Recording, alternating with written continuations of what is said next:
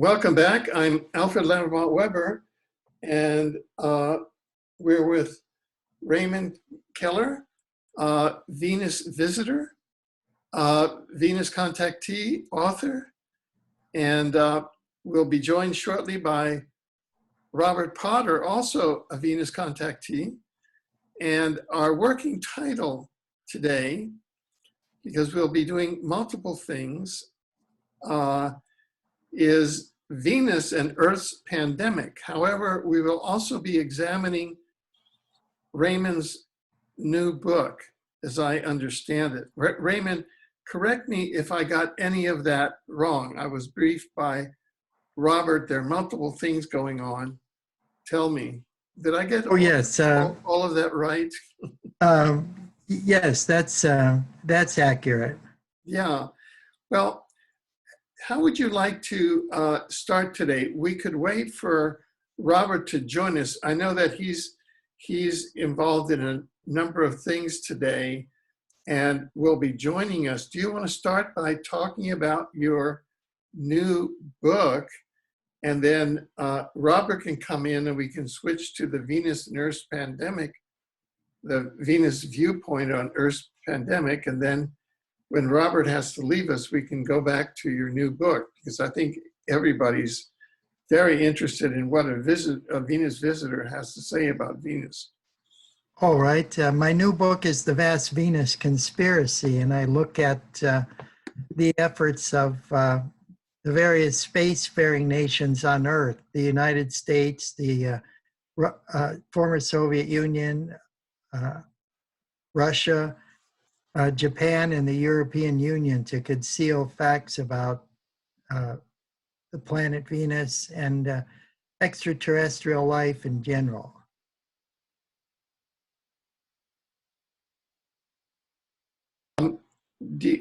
I know that as an author, you don't want to give away too much of the book, and you're in the middle of writing it, but you could talk a bit about that, or since Venus is really just coming on to the public radar here, maybe you want to give some general background as to Earth-Venus relations and why it is that Venus has not been as much on the radar here as, say, Mars has been, where you have so many whistleblowers and so much interest.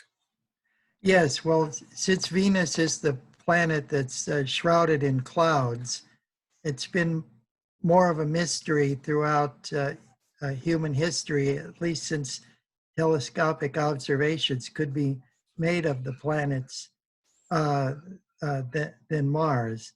And Mars really came into prominence about 1877 with Schiaparelli and the canals, and then Percival Lowell, his observatory, and his book about speculations of life on Mars and so forth. So Mars has been the focus of attention for the Earth and astronomers here, largely because more can be seen of the planet, the changing seasons and so forth.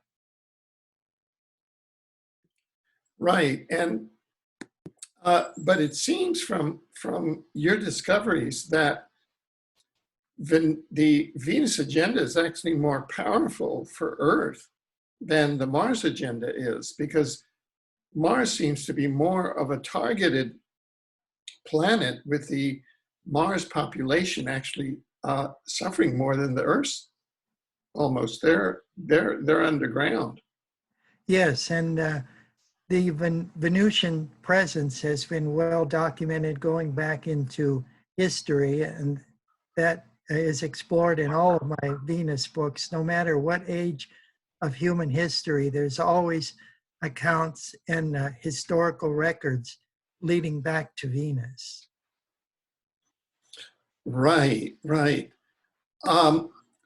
So in terms of the Venus conspiracy, and in terms of the big spacefaring nations, United States, Russia, China, Europe. What is it that you generally have found? And also, in terms of Venus's outreach to Earth, what countries, or how does Venus outreach to Earth? Well, the Venusians have long sent avatars or teachers among us, either directly from the planet or incarnated beings here on the Earth, and the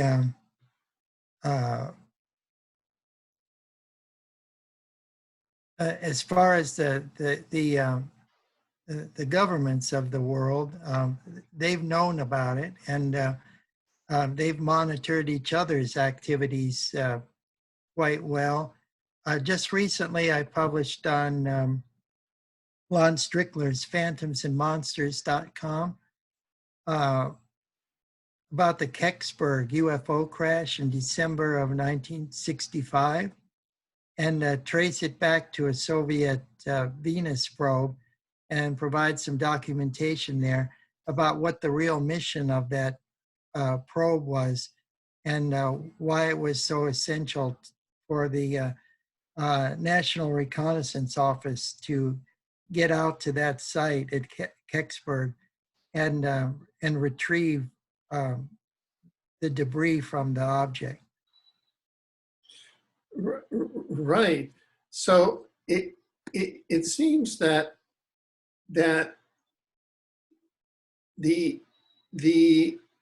there's, it's sort of a left brain, right brain dichotomy. There's the technological, you know, where you have crashes or things. There's the technological side, which is hyper technical. And then there's the avatar side, which you really have to be a multidimensional yogi yourself to really understand that, oh yeah, that person is a Venus incarnate.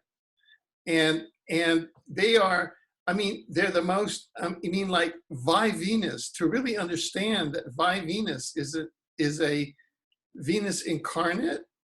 It seems to me that you really have to have a very developed psychic intuition and multidimensional vision. So it's this, could you talk more about that, or am I way off? Or well, the Venusian Society is literally millions of years in advance of our own, but because we've made these great advances within the last century in science and technical understanding, it's imperative that we begin to work on the spiritual side, so that our spiritual maturity can catch up with our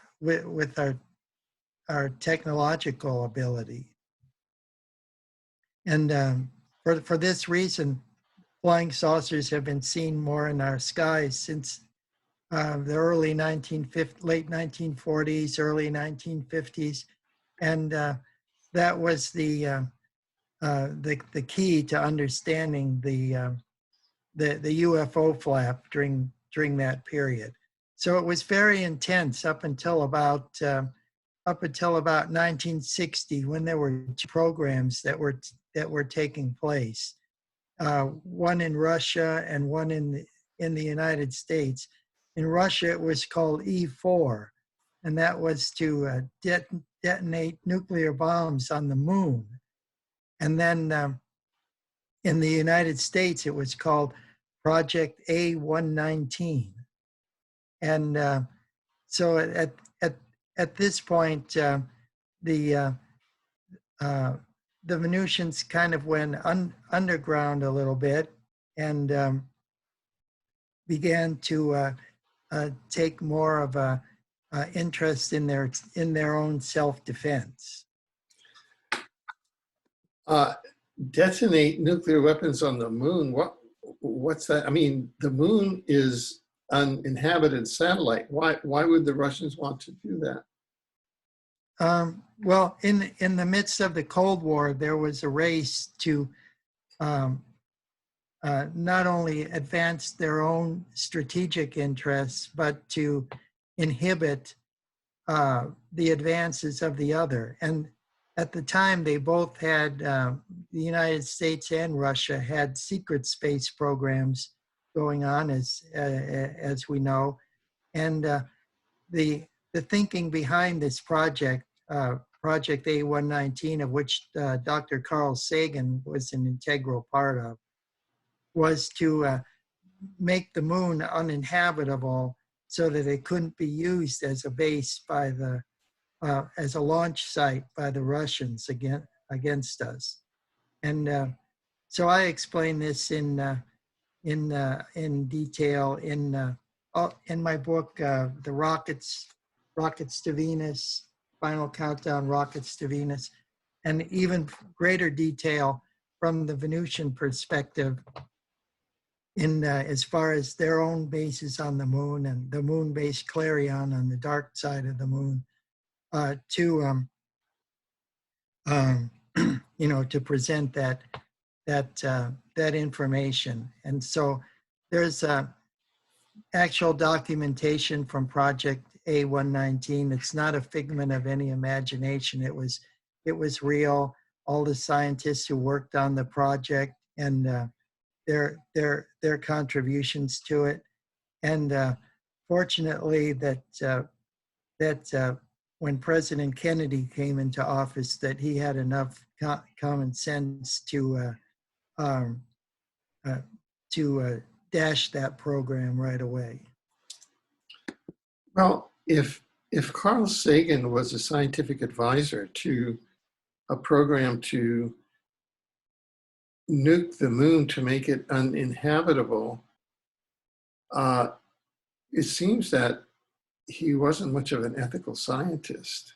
No, I I don't think he was either. And you might recall that he also proposed seeding the atmosphere of Venus with algae and fungicides and so forth for the sake of, you know, experimentation to see if they could terraform it. Well, it would certainly behoove the United States or any space power to make sure that any orb is uninhabited before they attempt such a thing. So this was a really big concern about the direction the space program was going in then, and the way that it's, frankly, the way that it's going in now. NASA was originally conceived as a peaceful space exploration organization, not for not to be militarized. So they took you know, rockets, various military rockets, and converted them into the satellite launch vehicles, basically in the late 1950s, in response to getting up the Explorer satellite in 1958 to compete with the Russians that had launched the Sputnik in 1957 in the International Geophysical Year. So, but now we see with the Space Force, this is a outright militarization of outer space. So this is a grave concern. Right, exactly. So maybe Robert Sagan was actually a disinformationalist working for that faction of the US military, which is hostile to the ethical human extraterrestrials. I certainly encountered those during the Carter administration in the Pentagon. Oh yes, and well, the whole thing is explored in detail in the Final Countdown, Rockets to Venus, about the role of all the scientists on the mission, A119, as well as the Mariner probe, Mariner 2, and the other Mariner missions and other missions to Venus, of which there have been 44 so far by different countries on Earth, the 4 countries that I mentioned earlier. And then I go into detail as well about Project White Stork. That was the Air Force's secret project to monitor the Soviet Union's search for extraterrestrial intelligence. And then I concentrate on their emphasis on the planet Venus, because the Soviets sent more spacecraft to Venus also than anywhere else, and they were obsessed with it. They even had a plaque on all of their spacecraft going to Venus, claiming it in the name of the Soviet Union.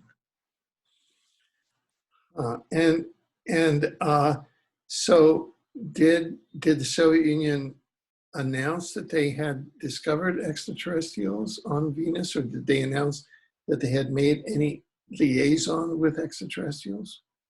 Oh, yes, there were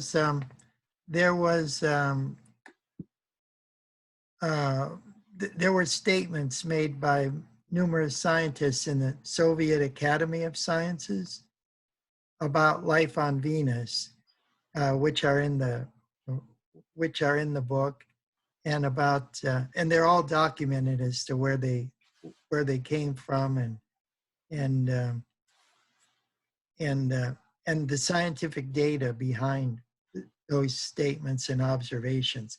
So what I did was I checked with Soviet journals and verified from Soviet publications and other publications behind the Eastern Bloc to make sure that the information was accurate before it went into the Venus book.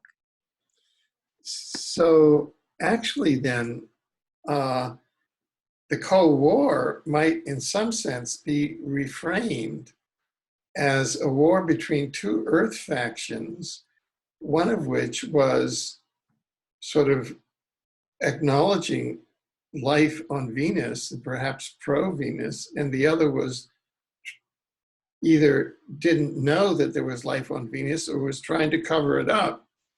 And those were the 2 factions, because that faction of Western life, which you'd call the Federal Reserve Rothschild banker, reptilian side, seems to persist.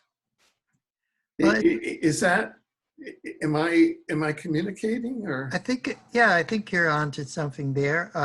There appeared to be an accord that was reached.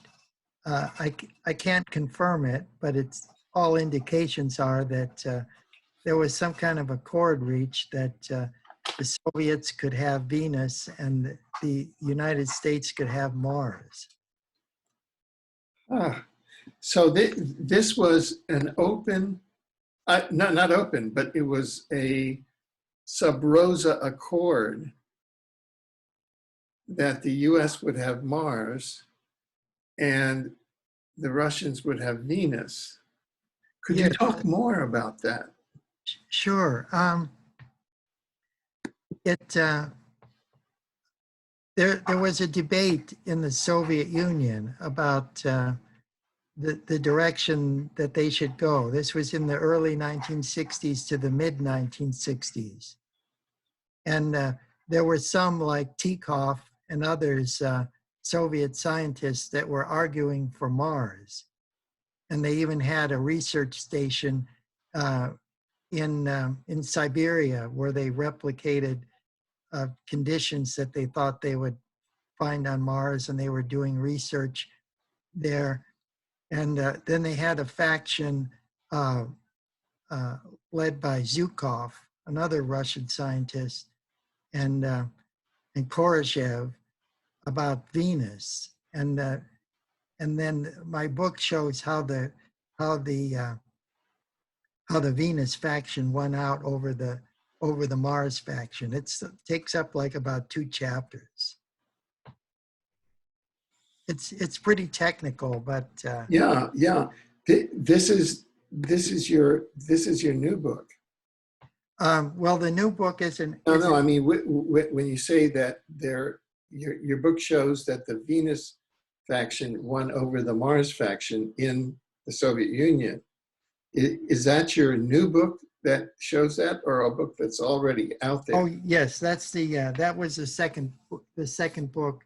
Oh, Rockets to Venus. The Final Countdown: Rockets to Venus. Yeah, in fact, this program was originally to have been, oh, wait, here I've got, hold on a second. Okay.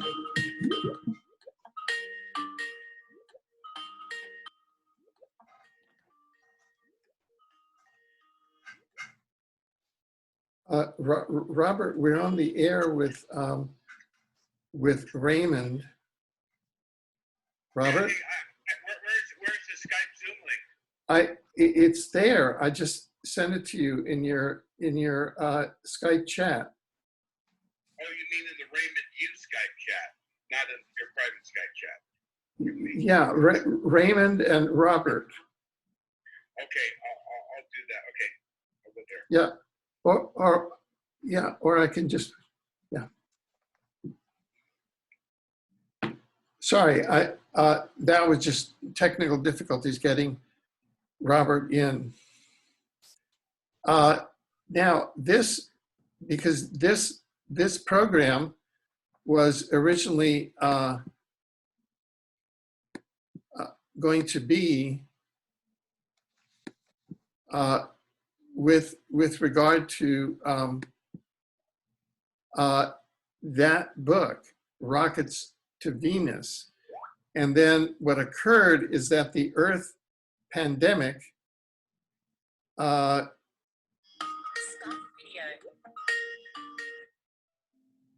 okay, I'll drop it in your, oh, wait, hold on. I'm just having technical difficulties getting Robert in. Just 1 second, please.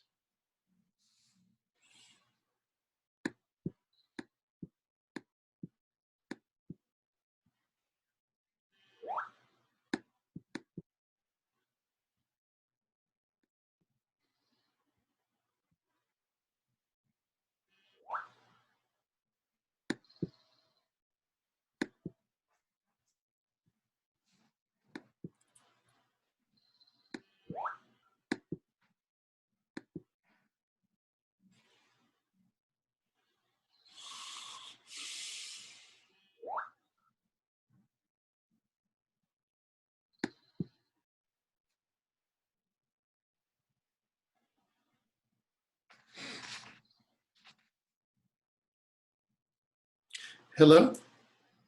Yeah. Can you hear me? Yes, I can hear you. While we're waiting for Robert to come in, could you just talk about your book, Rockets to Venus, and the substance of the fight, and how the Venus faction won over against the Mars faction in the Soviet Union? Oh, yes, I could do that. I just turned to the page that has the information about Project A119. Here's the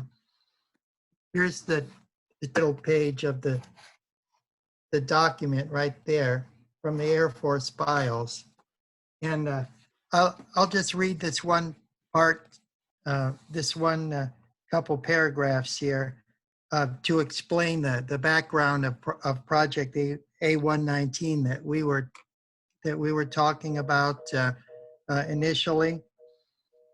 In the year 2000, the former NASA executive Leonard Riefel, who directed the above top secret Air Force project back in 1958, designed to detonate nuclear bombs on the surface of the moon, informed the American people that a young Carl Sagan was part of a special team responsible for predicting the effects of such nuclear explosions carried out under the alleged conditions of a lunar vacuum, as well as our natural satellite's lower gravity.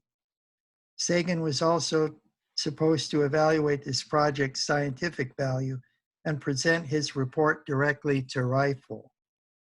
The project was codenamed A119 and also referred to as a study of lunar research flights. And documents pertaining to A119 remain secret for nearly 45 years. We still do not know if all of them have been released insofar as the Freedom of Information Act. That precludes the disclosure of those documents that may have a direct bearing on the national security. Besides his involvement with Project A119, Rifle had been involved in several positions in NASA's Apollo program, whence he originally began as a consultant on the possibility of discovering life or evidence of life on the moon prior to the human arrival there. Later, he moved up to become deputy director of the entire Apollo moonshot project, a post he held from 1965 to 1969. And I should say also during that time in 1966, Dr. J. Allen Hynek was consulted from Project Blue Book to go to Corrales, New Mexico, where they had the Lunar Observation Telescope, and they were to pick out areas for the lunar landing, the coming lunar landing, because remember President Kennedy had said we were going to put a man on the moon before the close of the decade, so they were in a race to do that. And then at the Corrales facility, they were tasked with monitoring the Archimedes crater on the moon, because our Ranger probes that were orbiting the moon had detected gravitational anomalies and spike radiation effects and these weird red lights that were pulsating in the Archimedes crater, which is just north of the Sea of Tranquility on the moon. And then you'll recall that the tapes, the famous tapes of the lunar landing, somehow got lost, the original tapes. And that's where they reported strange lights moving above a crater to the north. And so we see this is all, this is all tied in. And all these people that are in UFOs and the UFO controversy seem to overlap with NASA's most top secret space programs and the search for extraterrestrials in outer space, on the moon and in the planets of our solar system. Right. Welcome, Robert. Hey, thank you. I just wanted to check in briefly on this call because I really enjoy being Raymond's wingman. No, I'm sorry. Hold on a second.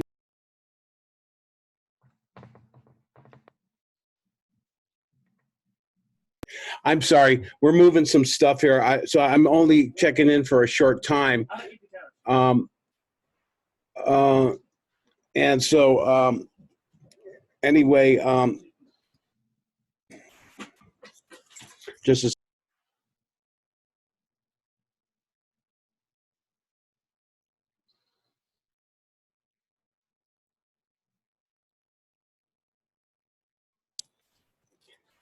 sorry about that. I have my son doing some stuff. So I did want to address this coronavirus thing. I'm very usually apolitical, and thank you for having me on, Alfred. And it's an honor to be with Raymond once again. And I wasn't hearing what you're saying earlier, but I wanted to give my perspective overall, from my interactions and my long-term study and the knowledge I've received from Luis, Raymond, and others about how the Venusians would view this. And would view the pandemic, you're saying? Yeah, well, exactly. the pandemic and the actual energy of what's going around. First of all, in the message from Lady Aurora, the message was remain calm in these end days.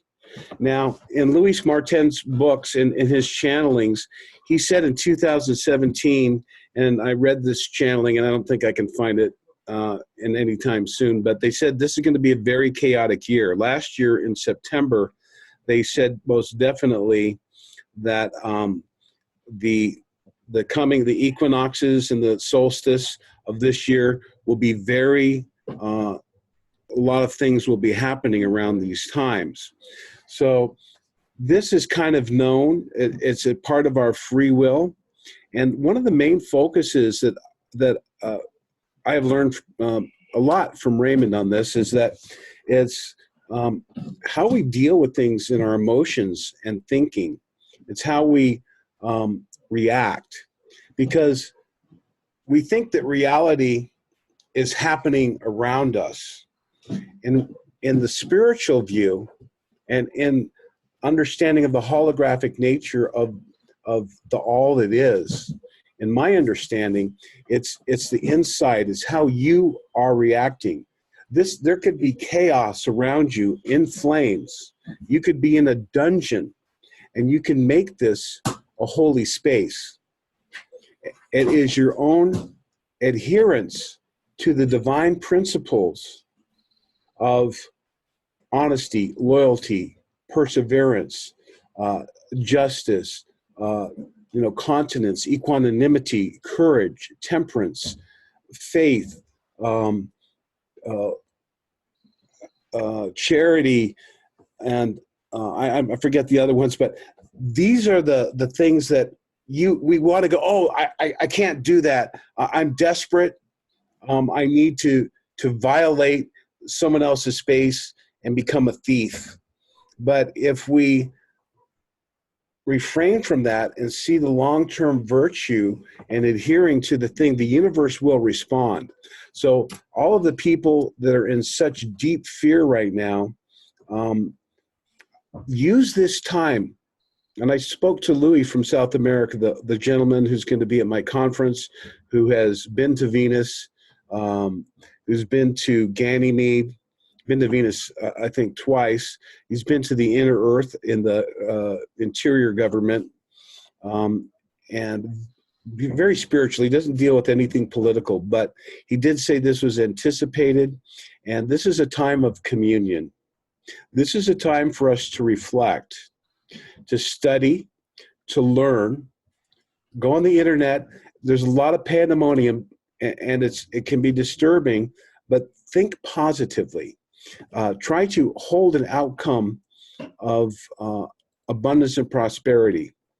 And because I'm going to go a little farther here. As far as the political situation and exactly what the pandemic is, number one, whatever the pandemic is, it is an engineered virus that was created at Fort Detrick, Maryland. It's following along the lines of H1N1, SARS, and MERS, which the RS is respiratory syndrome.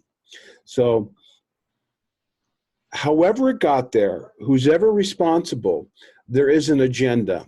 And the agenda, I believe, is, from what I've heard recently from Swaru information, and I can't vouch for every bit of that information, but some of this information makes sense. Certainly, Gosia, that woman, is extremely bright, extremely light energy, and really positive. And I'm not sure exactly of all the information. I have a series of questions. I'm coming to the Venusians, and Raymond and I will come on and comment on those in the future. But politically, I feel that the push is to get vaccinations. This is very possible that there may be microchips within the needles, and the microchips then could be used to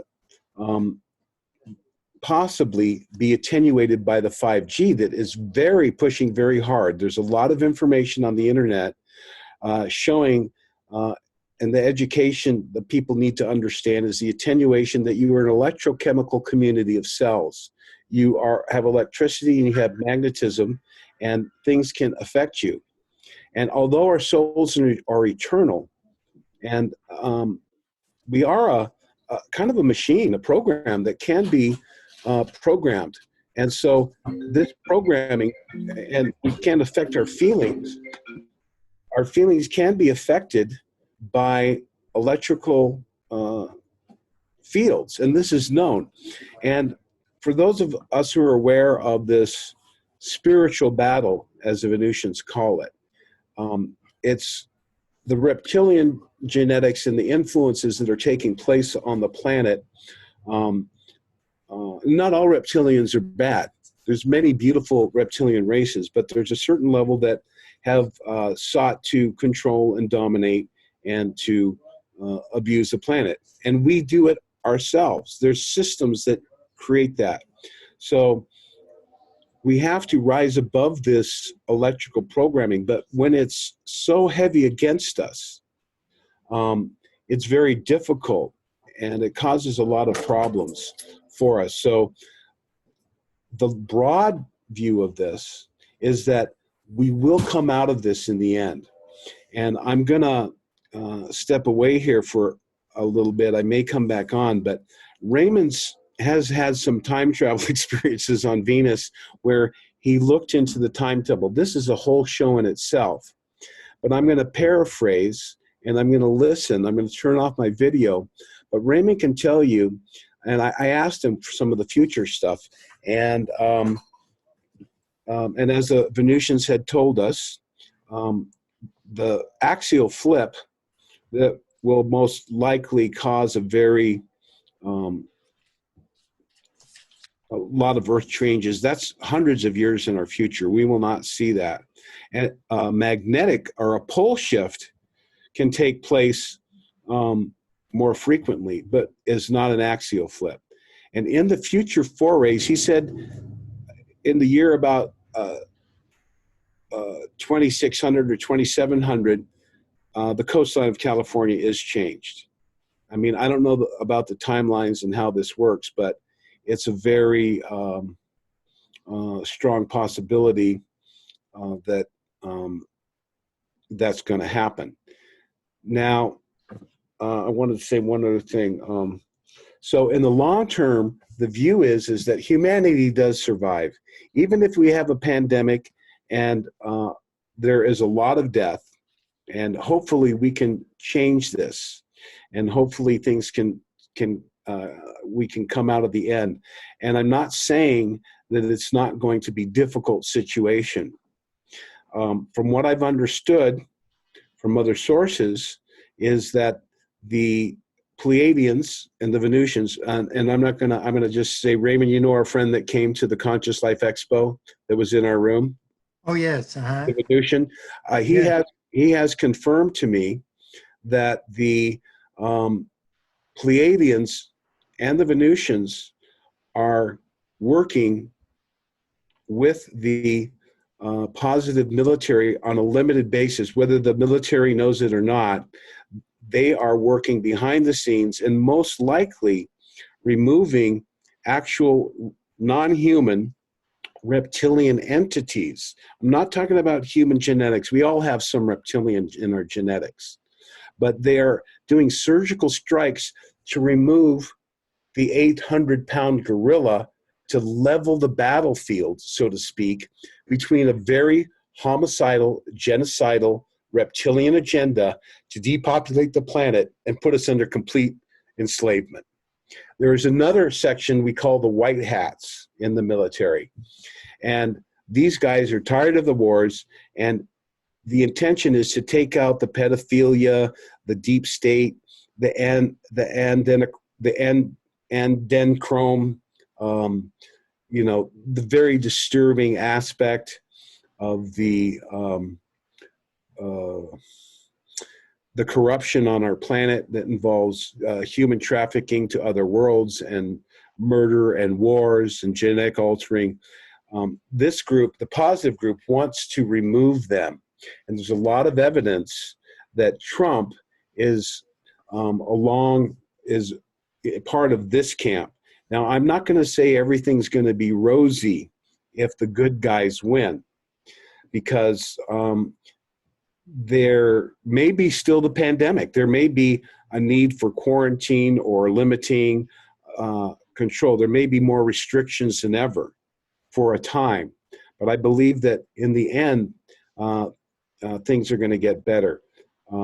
My son just left, so I'm gonna mute. I can stay here a little bit for a while. When they come back, so Raymond, if you could comment on, from your perspective and your living on Venus and your knowledge of the masters and the depth of the long range understanding that we go through this biblical prophecy, but we can change it, and talk about the positive overall outcome in the end, and how we can't go into fear because that creates that. And then maybe I might ask you a question on the timeline, and I'm going to let you guys go, but Oh, I just sure. want to get that perspective. Thank you so Um, much for taking and listening and let me talk for so long. Sure, I'd be happy to. Well, we know in the 1950s, the primary concern was the possibility of thermonuclear destruction, annihilation, total annihilation of the planet. But we're entering into a new phase where the doomsday clock can be pushed up by a lot of other factors. And one of them is environmental destruction. And I have to say that for the other forms of life, and this is nature's way of pushing back, because we're unearthing these environments in the environment, these kind of viruses, and unleashing them on the world inadvertently or advertently. If we try to, as you were saying, Rob, about the militarization of biological entities, including the smallest little microorganisms that we could turn into deadly viruses in some top secret military program. So yeah, all of this is very pertinent. And this second phase of biological warfare and epidemiological destruction was actually mentioned by Paul Hellyer, the former Canadian defense minister during the Pearson administration. And he said that the aliens don't think we are very good stewards of our planet. We're clear cutting our forests, we're polluting our rivers and our lakes, and we're dumping sewage in the oceans. They don't like that, and they've made it very clear. The high-ranking military chief emphasized that the extraterrestrials have given us a warning. And the very first chapter of my book, Final Countdown, or the Cosmic Rays Excellent Venus Adventure, goes into big detail about this very fact. But you know, we have, as you mentioned, we've survived many plagues and catastrophes throughout human history. And when it's all said and done, this is a time for opportunity as well as risk. You know, we can come together as a species, as humankind, to work together to overcome this. I noticed that in Italy, they said that in Venice, the first time that the water was clear and they could see to the bottom of the canals, and they could even see fish returning there. So yeah, this is also a time of opportunity and learning, setting new agendas when it's all over, and hopefully it'll bring us together, that we can be together as one, and as one people. And that's one of the prerequisites toward becoming a member of the Confederation of Planets and the brotherhood and sisterhood of other planets, is to have some kind of planetary unity, free sharing of knowledge, and unification, political and unitary direction. So maybe there's some good to come out of it. There's a light at the end of the tunnel. Yeah. Kaz, if you could, you know, speak to, you know, people wondering why aren't they here helping? They are, but it's behind the scenes. Yes, that's right, Rob. During the atomic age, the flying saucers were appearing over military installations and nuclear test sites, emitting these green fireballs to neutralize the radiation effects, diminish the effects on people, and reduce the levels of fallout in the sky and so forth. So you can be sure that they're doing something today, working behind the scenes and working with people in all governments, to working with scientists who are friendly to the objectives of world peace, and to make that happen. And some of these scientists may not know that they're working with extraterrestrials. The situation is the Earth is really not ready at this point. There's a lot of fear and confusion. And this is, of course, caused by fake news and things of this nature. So one of the good things that I think is coming from this is giving people a time of pause to stop the materialistic going to football games and to accumulate wealth and think all is well. This is a time that's a wake-up call for humanity to think a little bit. Maybe you might want to take the red pill now. You've got nothing better to do. While the internet is still up, I don't know if they could collapse it. I think the entire electrical system, because there's so many servers, but there's aspects of the World Wide Web that could be disrupted, and that there may be attempts of that. So while you have the chance, I would consider and keep an open mind. And there's some truth, and there may be a lot of untruth in various scenarios.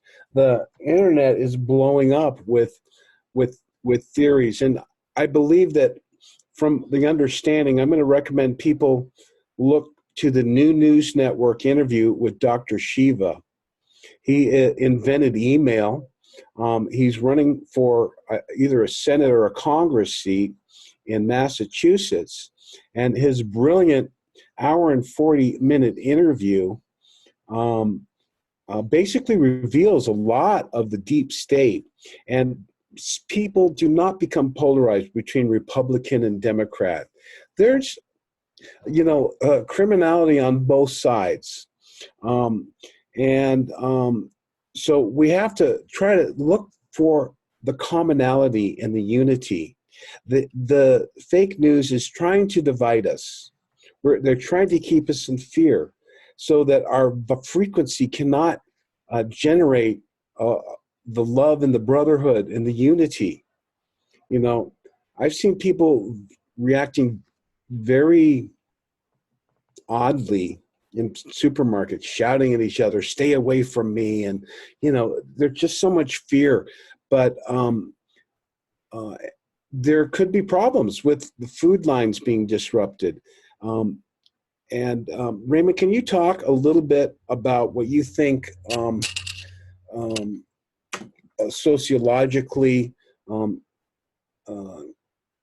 if you can lend some calm to the situation and some advice for people in regards to things? I talked to Omnik Omnik the other day, and she was like, what's the thing with toilet paper? She couldn't grasp it. I can't either. But this type of kind of aberrant or reactive fear-based behavior, can you talk a little bit to the psychology for people who are looking for hope and positivity Sure, Rob. in the psychological aspect of how we should deal with this. Sure, I would be happy to. Milarepa was a Tibetan monk, and he had this saying that it was the one that was borrowed by, it was his saying first, but it was borrowed by Eleanor Roosevelt, and she repeated it during the Great Depression. It said that "'tis far better to light a candle than to curse the darkness." So one of the ways that we can help ourselves and our neighbors during this time is like a toilet paper. If we have if we have an abundance and our next door neighbor doesn't have any, go next door and give them some. Or if you have some extra eggs or some food, in the refrigerator, share it with your neighbors. And this kind of kindness will go a long way and help us to keep our spirits up and to get through this thing. Because like I guess the most common verse in the Bible is, "And it came to pass." So yeah, this too will come to pass. So let's be kind. Let's be kind to one another and help one another along the way, and we'll make it through there. But I wanted to add some other things about the comment about the environment. Here's a quote from my book from Paul Hellyer. Now he knew of the existence of at least 80 species of extraterrestrials that are on the Earth, and he said, he said this in 2014. He said, "We're really wrecking our planet. And in fact, that something dreadful is going to happen if we don't smarten up and change our ways." So this is one of the ways that we could certainly do that.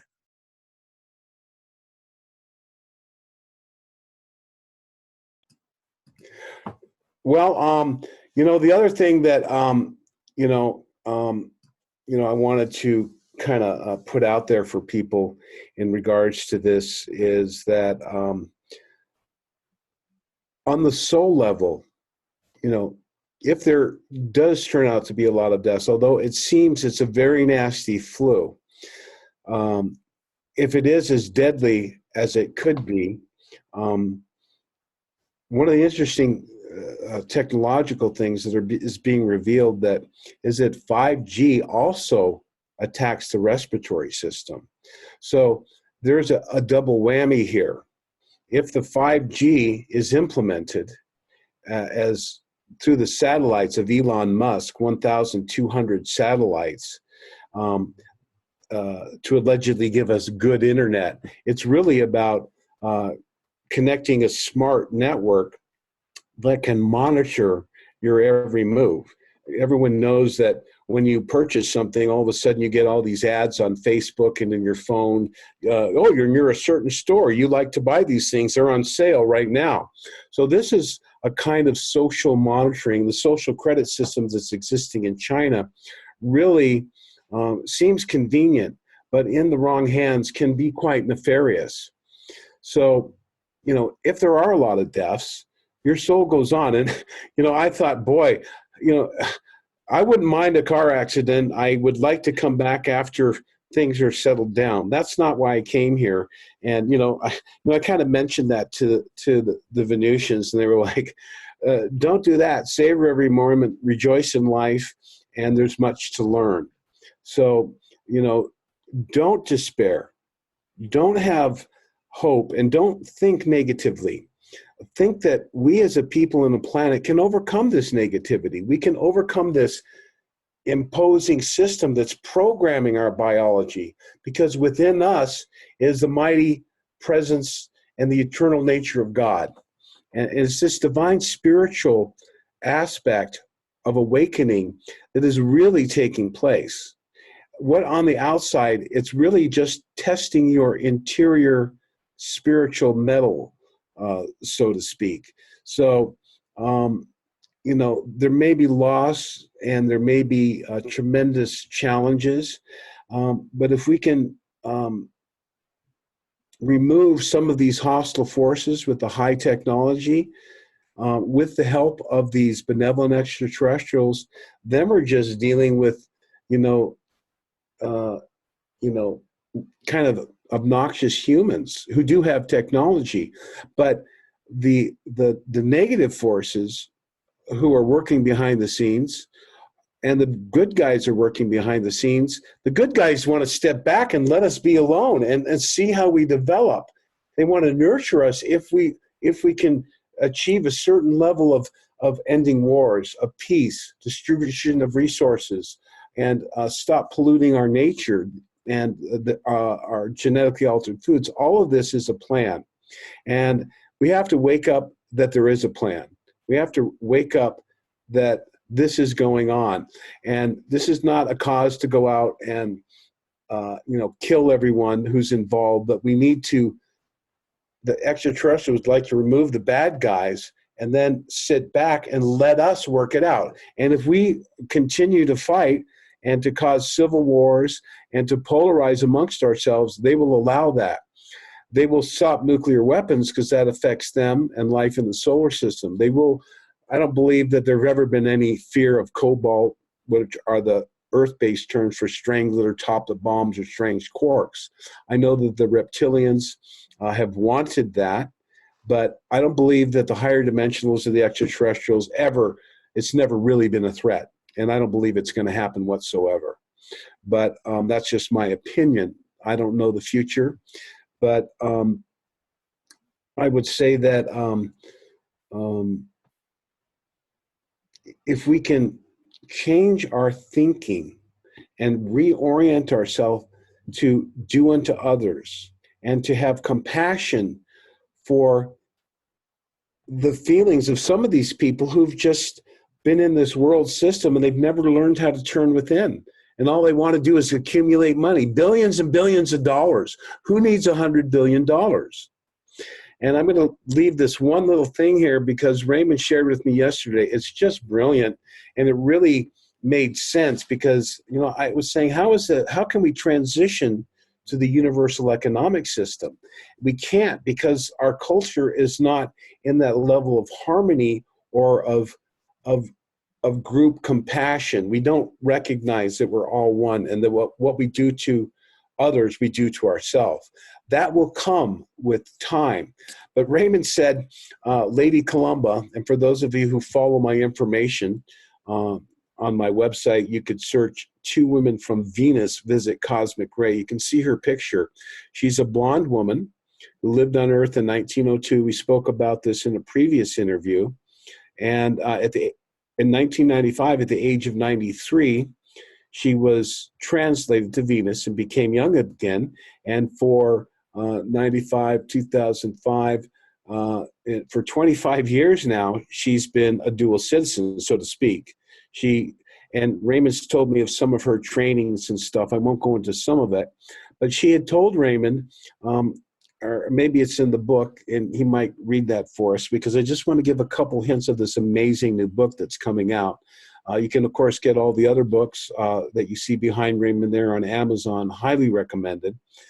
But the financial system, and I was thinking after he spoke to me how this might go down. And this is not, I want to say once again, our programs of what socialism, communism, democracy, and capitalism, and all of these things, we've been programmed into believing certain things.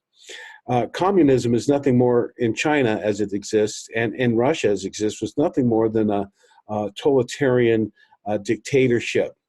Okay, fascism, dictatorship uses violence to control. Fascism uses propaganda, and that's what they're doing, is creating a fascist control state to herd people into it. They called, I think on Abraham Lincoln's grave, they had some wheat fashed together because he could bind the people with his words. So having a unified cause is very good for certain things, but when it's used to manipulate and scheme against people, it's not good. But I'm going to go to the to the financial thing, and this is one food for thought. In the future, if we do have a financial reset, I'm going to put it out there for the intellectuals and the elites in finance, those with good hearts, to understand. There's going to be a lot of pushback from the 1%, especially, but they're only 1%. The middle class even have been programmed to fight this, but it's a possibility. How about this? How about we create a series of laws that all the giant corporations end, and that the stocks are owned by those who work for the corporations. And not every person may not get an equal share. Maybe the person who had the idea, who created it, takes a certain percentage, and the various workers, down to the truck drivers, have a stock in the prosperity of that company. So now you have a reason to go to work. You have a reason to have pride in your work, to do a good job, and the success of the company will be proportionate to your efforts. I mean, this is a thought. Now, do I say we have to take away the rich money from some of these guys who have too much? The money needs to be redistributed, and people who are very wealthy are going to have problems with that. But not for the average millionaire, probably. But we can build and create more slices of the pie so we got the abundance. Raymond, maybe you could address the possibilities and talk about this wonderful idea and how communism, it's not socialism. I mean, it's really an amalgamation of, I think you called it something else. Lady Columba called it systematized free enterprise, where the workers own shares in the proportional shares in the corporations that they work for, that they proportionately own. Can you talk a little bit about how you think we might implement that, and kind of give a visionary perspective to us on how we could financially reset with a gold standard, and how this might possibly take place without tremendous chaos and disruption? Oh yes, this has been partially done in Germany. They enacted laws where all corporations that are publicly traded in Germany that are German based have to have 51% ownership by the workers, and they have to have representation proportional on the board of directors of the corporation. So it's an idea that's been tried very successfully, and probably one of the reasons why Germany was able to recover so quickly after the total devastation of the Second World War. One of the good things that can come from this situation, I believe, is that if the White Hats win, I think that they will release certain technologies that have been destroying the planet, and will relieve a tremendous financial burden and debt upon the world populace. And we can have a rebirth and a renaissance if we can remain calm and move forward with positivity. Imagine if the lie of electricity and the need for wires and all of this, if the advanced technologies were given, the power companies, if that money was taken and changed, if we had all of the world's elite electricians create a union and create all of the wonderful new technologies, and for each location in each country to provide funds to rebuild the infrastructure to a non-harmful technology, I believe that the Venusians and the extraterrestrials would support, at least secretly for a while behind the scenes, these positive, healthy alternatives to our destructive technology. This could take a burden off the planet and begin a renaissance period. the shortages of water could be overcome with massive desalination plants and creating food belts in the deserts. There's tremendous technology if we can work together instead of following this, you know, I don't want to go into Satan or the reptilians so much, but this incessant dialectic of we and they and fighting. If we can work together towards our common goals without reacting so violently and emotionally and judgmentally against each other, not just in our personal lives, but in our nation states, we can move forward in cleaning up the world. And that's where we're here. This is a crucial juncture in our nation and our world's history. So we can't control the reptilians. We don't know who they are. It's such a sci-fi, crazy, interdimensional subject, and we're just, you know, we're kindergartners trying to grasp physics here. So we can speculate. We hear certain things. We know something's up. So we have to investigate and learn. Raymond, could you add some comments on the possibilities of the prosperity and the harmony that we could achieve if we not only create these positive interactive principles, but in our nation states, what might happen or how we could achieve this? Any additions to those concepts? Oh, sure. I think the first thing that we have to do is deal with the environmental crisis that's facing the earth.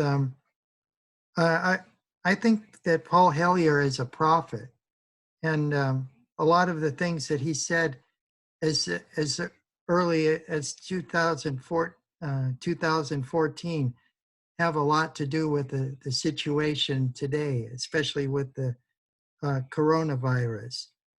He said we definitely spend too much time fighting each other. That's a lot of energy, a lot of human energy and capital. We spend too much money on military expenditures and not enough on feeding the poor and looking after the homeless and the sick. Now, he said that back in 2014. Imagine if we would have diverted more attention to the environment and healthcare instead of to endless wars in the Middle East. And then we have him saying our future as a species, and here I mean the species of the world, is potentially at risk if we don't figure out what's going on and work together and try to make more amenable life conditions for all of us, and to work with our neighbors from other planets as well. So there's a big emphasis there on protecting the creation, on protecting the environment. This was a comment that was made by an old Cree, a Native American proverb, and it says, maybe some of you might be familiar with this, but it's worth repeating at this time. Only after the last tree has been cut down, only after the last river has been poisoned, only after the last fish has been caught, only then will you find that money cannot be eaten. So all the gold and silver out there in the world, you could sit on a Midas mountain of gold and it won't do you a hill of beans if you don't have a beautiful world to live in. The Earth's natural ecosystems and regenerating biocapacity are definitely and severely being degraded. This has seriously compromised the ability of our planet to sustain life, at least as we have come to know it. The fisheries, forests, oceans, rangeland, freshwater systems, and other natural ecosystems are all under constant threat. And this was 6 years ago. Many ecosystems are on the verge of collapse. The air, land, and water are continually being polluted. The water tables are falling. Soil erosion leads to desertification, and the effect of global warming has become akin to a runaway train. species are dying out 1,000 times faster than their natural rate of extinction. So just think about that. If you were an extraterrestrial observer of humankind, our future would appear bleak. So they're definitely helping us in many ways, but most of all encouraging us to help ourselves. The most important capacity that we have is the capacity to reach out and lift up our brothers and sisters in these terrible times. One of the other things I'd like to say is my Venusian friend who was in Conscious Life Expo, who Raymond and I spent some time with, he said that the entire planet is, not only the planet, but the entire solar system is heating up. And I saw a recent article from some scientists and astronomers and physicists who noticed in the Lyra system, a supernova was causing electrical reactions and a type of, I would say, a heating up. So he said the entire system is heating up. Not that global warming is probably not true, and not that our environmental destruction, but the agenda that is being run by this is to create a social credit system, which will be monitored by SMART. And if you have money, you will be able to buy more credits. Like you can buy a car, you can do things. If you have money in your the corporations will be able to pollute, but you won't be able to drive your car. So this is the agenda behind the global warming meme. Not that it's not warming, but it's not all due to mankind's pollution. But yes, mankind's pollution is part of it, and mankind's pollution is very bad, and we must stop it. But the agenda, as it was being pushed by the globalist, elitist, New World Order, is a distraction. And again, it is the problem they create, the reaction they anticipate, and the solution that they want is more restriction and control. And they have us hoodwinked into believing and following this kind of scenario. So there's a lot of thinking for us to do. We cannot leave this thinking anymore to the politicians, to the militarists, to the religious potentiates. We have to change this as a group and a family, and we need to stop judging each other, and we need to come together in harmony. And right now, we're being told to separate.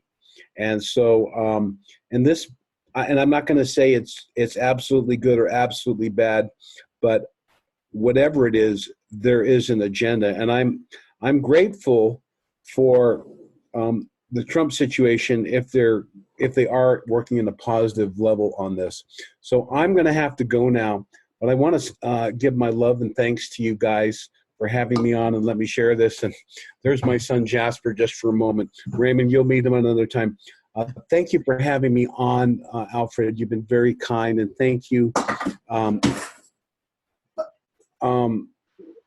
Raymond, for allowing me to talk. And you guys might want to go on and talk a little bit more about the second book. I mean, I don't know when you guys started. But sure, I have the information. I pulled up the information now that Alfred needed about the Mars-Venus trade-offs with the Russia and the United States.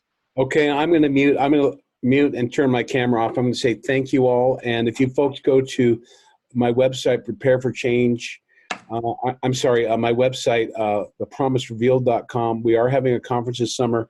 I imagine you're not going to purchase the tickets until things settle down.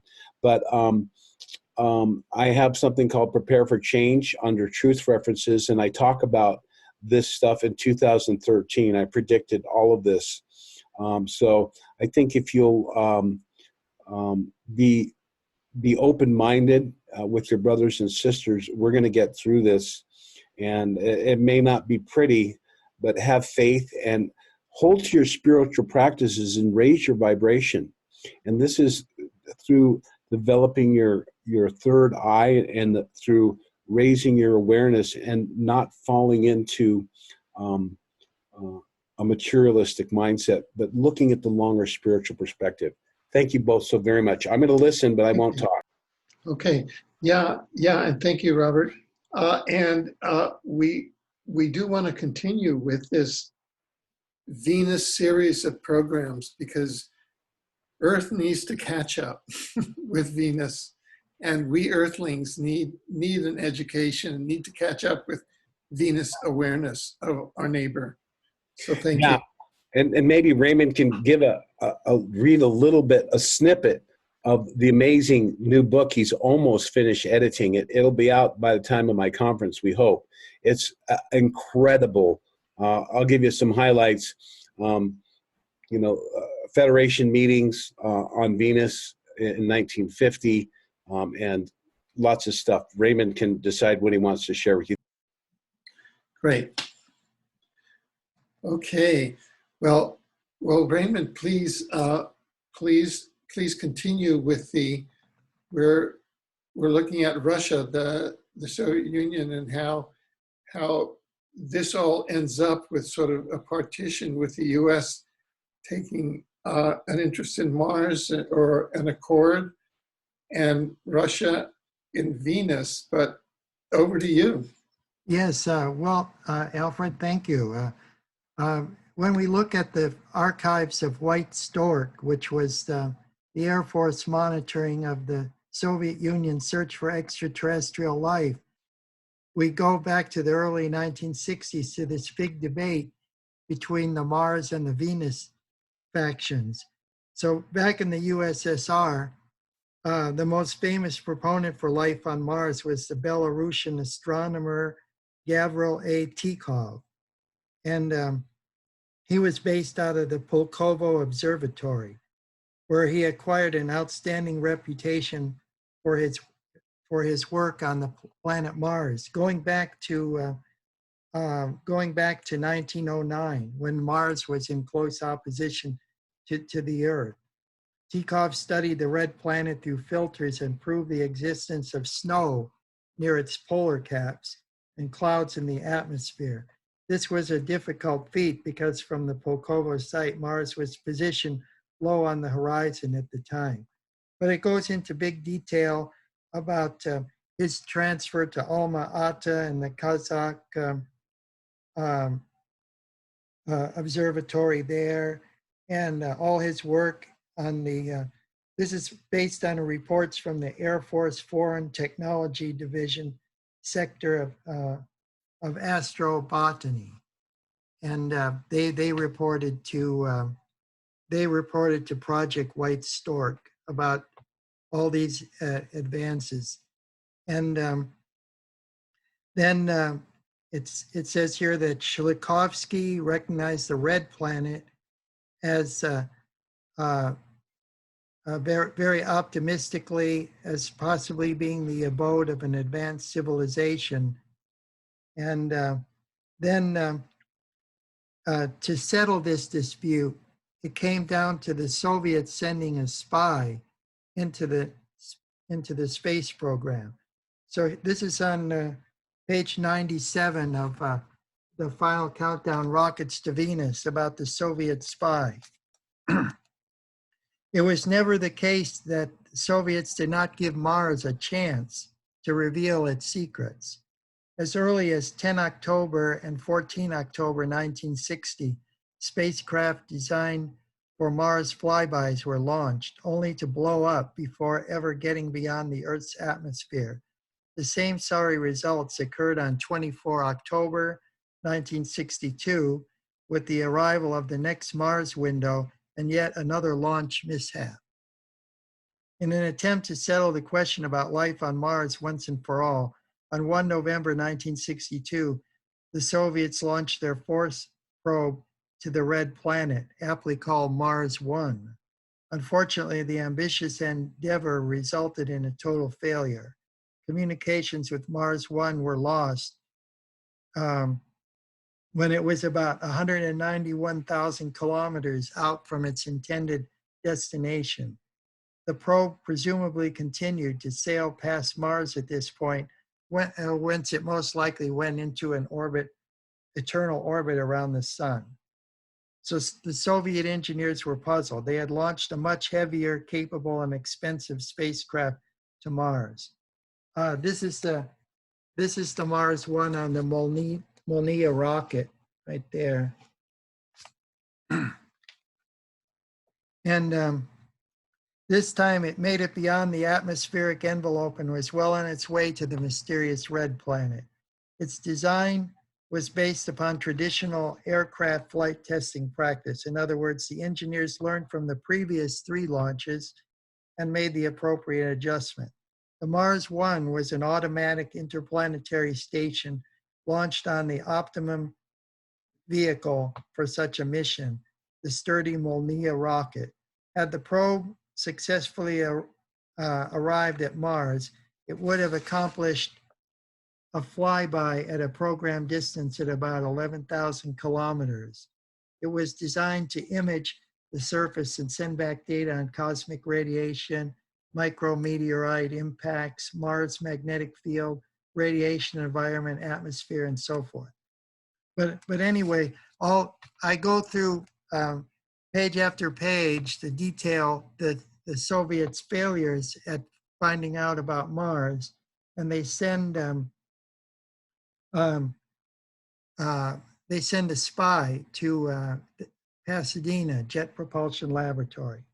So the best way for the Soviets to penetrate NASA's Jet Propulsion Laboratory was to get a respected academician on the staff of Caltech, the institution, that's the one that provided the majority of staffing for the JPL, Jet Propulsion Laboratory in Pasadena. Remembering that this was taking place in the mid-1960s, when the Cold War continued to put a big chill on America's relations on multiple levels with the Soviet Union. Nevertheless, the Soviet Academy of Sciences immediately drew up a proposal for an amiable exchange of scientists and scientific information between the 2 superpowers. At the Academy, most of the chief scientists thought that nothing would come of this. After all, it was a little more than 2 years following the Cuban Missile Crisis and 1 year after Lee Harvey Oswald, a former resident of the Soviet Union, had been arrested as a prime suspect in the assassination of John Fitzgerald Kennedy. And shortly thereafter was assassinated himself.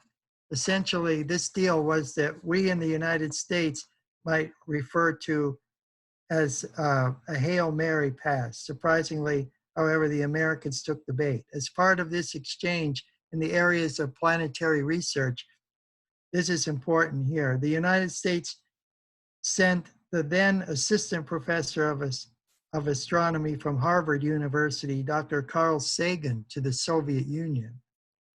And the Soviets sent the United States their prominent authority on radio astronomy, Dr. Arkady Kuzmin.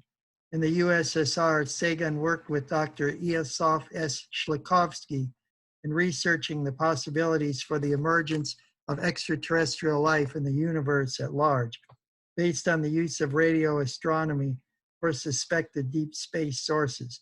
Sagan, who worked with the design team of the infrared radiometer of NASA's Mariner 2 flyby to Venus, wanted desperately to examine the data collected on the second planet, which is Venus, by the Soviet Venera program, but was denied. Clearly, the Soviets were not going to trust this Sagan fellow with their research data on Venus.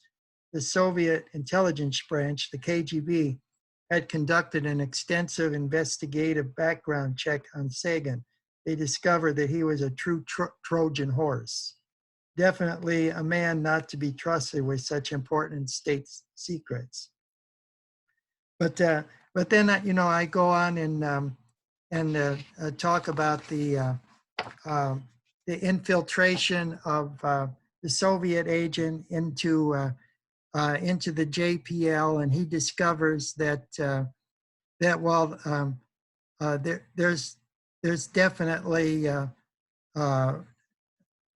chances for life on Mars, that the JPL is really holding back information indicating the presence of intelligent life on Venus, including photographs of structures on the surface of the planet and so forth. So it's all in that book there, and it's very detailed, but everything is thoroughly documented and footnoted and can be followed up by anyone in scientific journals and government records that these exchanges took place, and that's why when the reports finally came back to the Soviet Union, they set Tikhov aside and went with the other scientists who were advocating for Venus.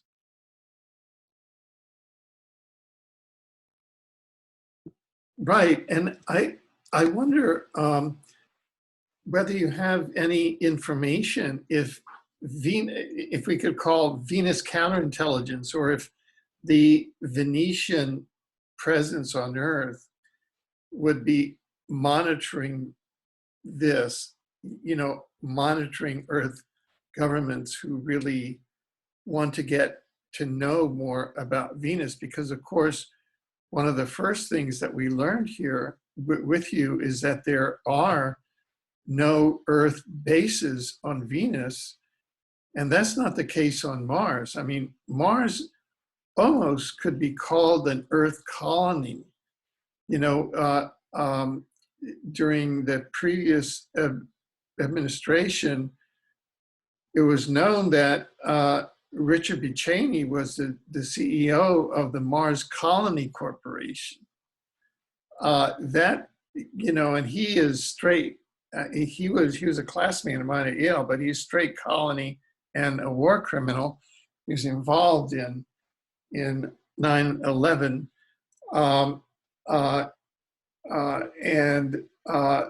There are reported slave industrial facilities on Mars. It is New World Order industrial facilities. Contrast that with Venus, and as I understand it, there are no Earth government or Earth controlled bases on Venus. Is that not the case? Yes, that's a fact. Yes. Yeah. So what accounts for Mars, which the U.S. kind of got the prize, and it now has become a vassal planet, a colony of the worst aspect of Earth, which is the New World Order, the cabal, versus Venus, which was put in the Soviet Russian orbit, and yet the relations with Venus and Earth seem to be benign. Could you comment on that?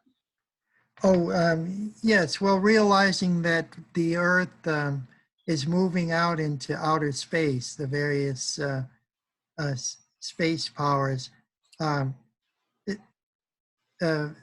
they don't want to inhibit technology so long as it's going to be peaceful, but pushing it in the other direction from Venus, it is a good idea in their estimation.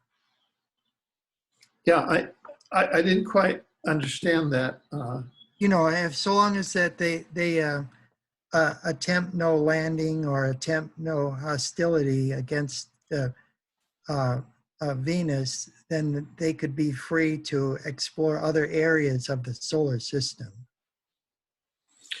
Right. So Venus seems to be able to safeguard its sovereignty against Earth and against Mars and against extrasolar system invaders, such as the Dracos and others. What do you think accounts for that? Well, they have an ancient technology, and they understand that it's applied in a defensive manner, They have their own agenda of peace. And of course, George Adamski, the famous contactee, one of the first to, at the modern era, to report contacts with Venusians, he did explain that all the planets in the solar system were inhabited. They were either possessed of indigenous life forms, or they were colonized, or the life forms were brought there from somewhere else. So revisions have been made, seeing that humankind here on Earth is advancing into outer space for a direction for them to move in. But they still won't be accepted into a confederation of planets until they can exhibit the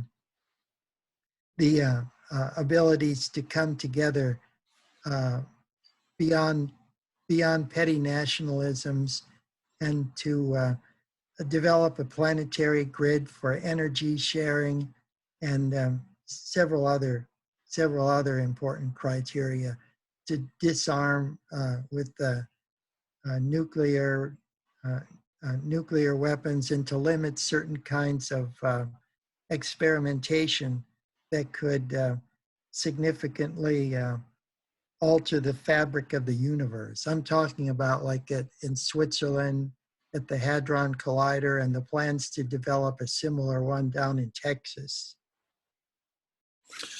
Right. Now, I'm just wondering, this program, of course, was that we're having now was planned prior to the occurrence of the current Earth pandemic, quote, end of quote. And in its original plan, we were going to cover your book, Rockets to Venus. So in the remaining time that we have, which is as long as we wish, are there any aspects of your book, Rockets to Venus, that you haven't talked about yet that you'd like to talk about now? Oh yes, there are a lot of spiritual aspects, and I cover the appearance of flying saucers and Venusians, angelic type beings appearing to people all throughout the history of Russia, going back to the times of the imperial czars and the beginning there, all the way to the present day. So it's really quite an interesting document. I can read one encounter there because it's really beautiful. Let me see if I can find it. Also, all the information, the true research done in the Soviet Union and contemporary Russia as well about the Tunguska explosion, and in June, the end of June of 1908, that's all in there as well, but documented from the Soviet perspective and the Russian perspective. That indicates that it was a spacecraft from Venus, because they even, proved the trajectory and everything. It's all in there. See if I can find that one part.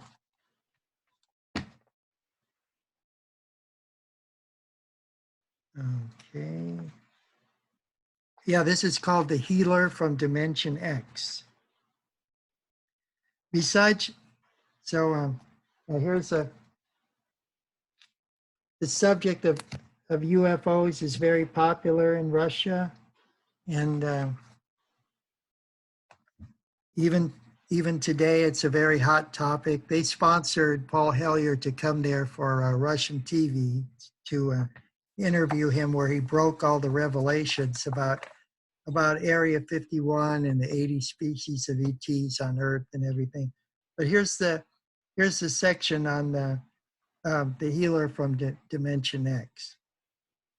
Besides channeling, some Venusians or others, or those intimately connected with the energies of the planet Venus, have demonstrated the power to heal. Back in 1989, Lyudmila Petrovna, a 36-year-old resident of the Crimea, was paralyzed. She had already lived through a clinical death at the cardiology center in Simferopol and later had undergone open heart surgery in Kiev. So I was really interested in that story because I'm a survivor of open heart surgery myself. Her weight was a mere 31 kilograms. With each passing day, her condition worsened. By the beginning of April, she was even placed in a separate ward. Lyudmila was helpless and praying for a release from her physical body. Nurses had largely forgotten her and hence rarely came to her bedside. This was horrible as she could not even turn over without their help. Additionally, she could not sleep and neither had she received any sleeping pills. By the time the 18th of April rolled around, however, in the last remaining hours of darkness before the sun would rise, a mighty rushing wind seemed to pass through Lyudmila's ward, despite the only window and solitary door being closed. The wind got much stronger, though, and all of a sudden, the desperate and dying woman witnessed a flash of brilliant light that filled the room. She also heard a cracking sound, something akin to thunder. Lyudmila thought she was hallucinating. The intense light coalesced into a beautiful orb, something akin to a crystal ball. It then dissolved into a pulsating aura around the body of a mysterious stranger, a man dressed entirely in white raiment, not unlike pictures of Bibles she had seen in her grandmother's family Bible.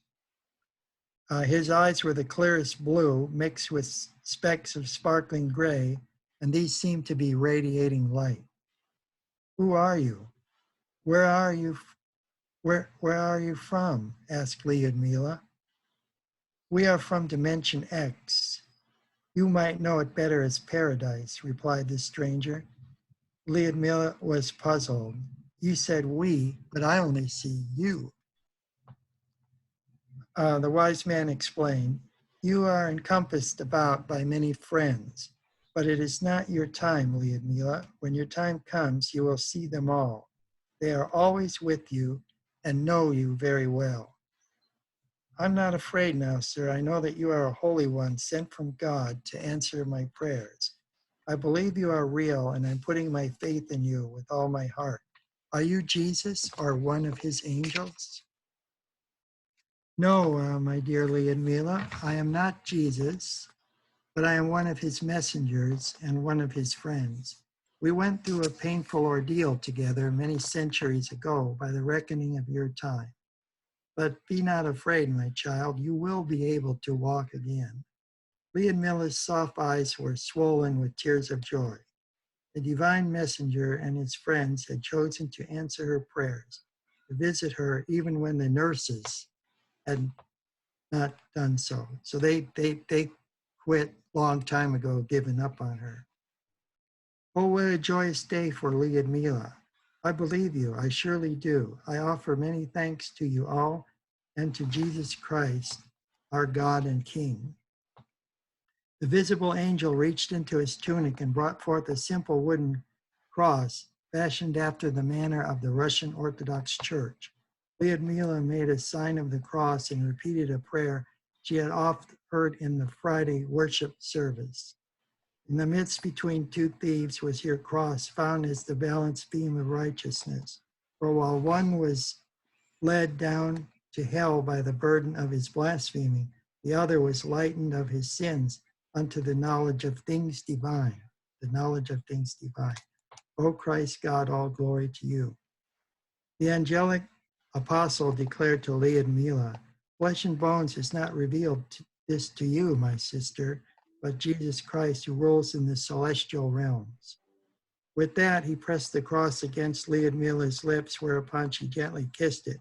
Then the Holy One placed the cross in her hands and pressed it to her bosom. "We shall see each other again," he said, as he disappeared into a haze of small twinkling lights. They looked like miniature stars. Lyudmila might have thought she was going mad, except for the fact she was holding the small cross. With the break of daylight, golden rays of sunshine were streaming through the window, and Lyudmila was actually sitting up in the bed. She was surrounded by a beatific glow and kept repeating the Friday prayer. There was an intense light shining forth from under the door, and it attracted the woman who was walking the floor, coming from a neighboring ward. She opened the door and beheld Lyudmila's countenance shining like the sun itself. The woman screamed, and suddenly people from all over the facility crowded around Lyudmila to see what was going on. Someone had even called her husband, and when he arrived, he took her hand. He didn't know what to make out of any of this. There were red and white lights coursing all throughout her body. Then she felt as though someone was pushing her from behind, and she heard the very clear, distinct, and friendly voice of the messenger declare unto her, "Get up and go. It's now or never." Lyudmila Petrovna gently set her husband's hand aside onto the bed and then got up. Everybody made way for Lyudmila. Her feet were on the ground, and she took one step, then another. She was now walking without any difficulty. Everyone was crying and happy with happiness and hugging Lyudmila, so happy for her and sharing in her joy. It's moments like this that make being an angel an exciting job. Back in the Citherdome on Venus, Lord Dismas and his special operations team congratulated themselves on another mission well done. Wow. That is really something. Well, do you think then that do you think that many of the avatars who came to Earth were from Venus? Oh, definitely. We see the evidence of that in all the sacred scriptures of the world. For example, when the Buddha was sitting under the Bodhi tree, he was contemplating the rising of Venus as the morning star at that time. That is extraordinary.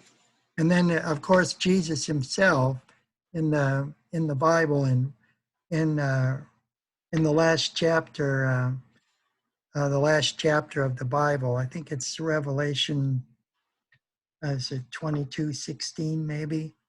It says that Jesus self-identifies with the planet Venus. He said that I am the bright and morning star, the root and offspring of David. Wow.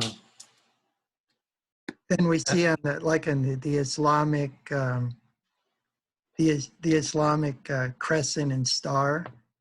The star is the morning star, so that's representative of Venus as well.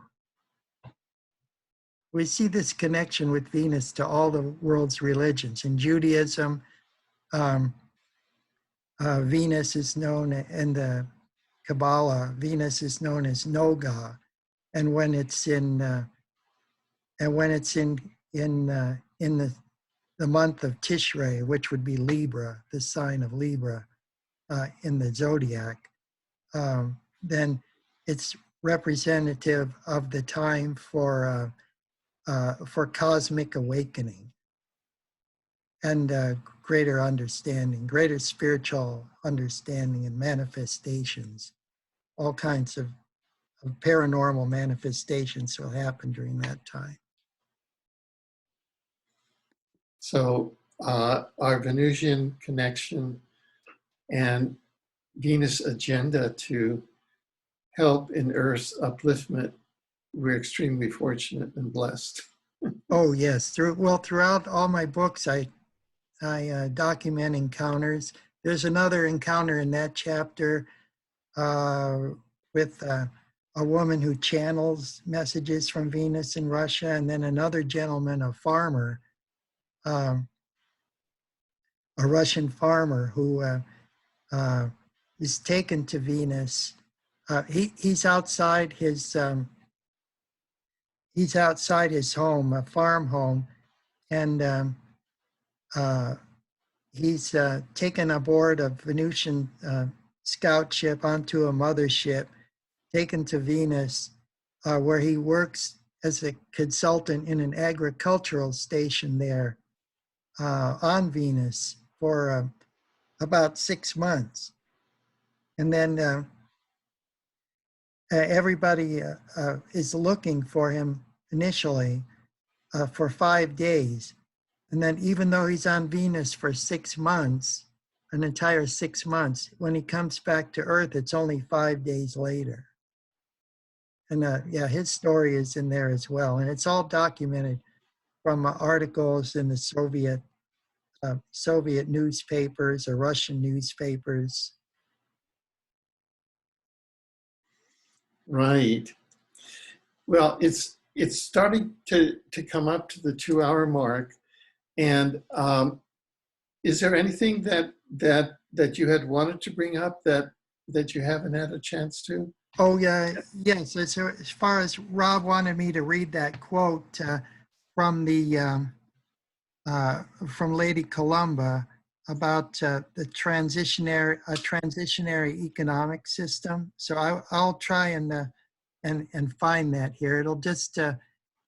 take a little bit here while I pull that up. Yes. Let me go ahead and try that. If I get lost, we'll have to reconnect. Oh, yeah. But go for it. This Okay. is one of the most amazingly enjoyable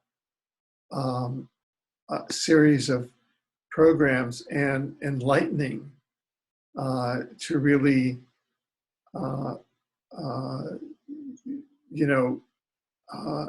become acquainted with. I have your book, Venus Rising, and I'm going to be getting your book, Rockets to Venus. Which book do you think we should cover next? I was thinking that Cosmic Rays Excellent Venus Adventure, because that's the third one in Great. the series. And the fourth one, The Vast Venus Conspiracy, isn't out quite yet. Right. So for our next program, which we'll get together with you and Raymond and schedule it, but it'll be with Cosmic Rays Excellent Venus Adventure. And That'll be perfect. yeah, Because that one details the accounts of a German test pilot, Gunter Specht, who at the very beginning of 1945 flies a prototype rocket and mysteriously disappears.